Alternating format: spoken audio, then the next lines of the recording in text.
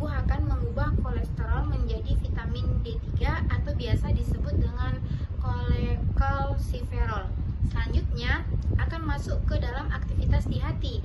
Nah, jadi vitamin D3 yang diproduksi kulit kemudian akan dibawa ke dalam hati. Di hati, vitamin D3 diubah menjadi bentuk tidak aktif atau disebut dengan 25 hidrovitamin D. Nah, jadi selanjutnya masuk ke dalam aktivitas di ginjal. Bentuk yang tidak aktif ini kemudian akan dibawa di ginjal, dan di ginjal 25 hidrovitamin D diubah menjadi bentuk yang aktif yang disebut 1,25 hidrovitamin D. Nah, bentuk ini yang memiliki aktivitas biologis dan berperan dalam berbagai fungsi tubuh. Nah, jadi fungsi vitamin D itu ada beberapa. Yang pertama itu kesehatan tulang, sistem kekebalan tubuh, kesehatan otot, dan regulasi otot. Baik, di sini saya akan menjelaskan tentang proses pembentukan vitamin A.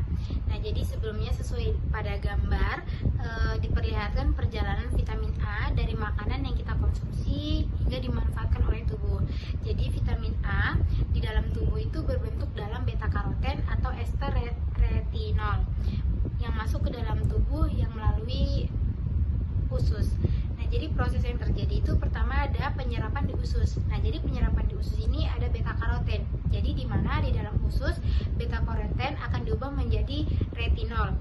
Nah, jadi retinol inilah yang berbentuk aktif dari vitamin A yang dapat diubah, yang akan dapat digunakan oleh tubuh.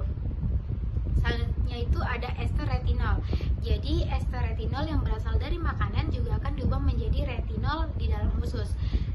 Selanjutnya pembentukan kembali ester retinol. Jadi retinol yang sudah terbentuk kemudian akan diubah kembali menjadi ester retinol dan dibungkus oleh protein pembentukan klimikron.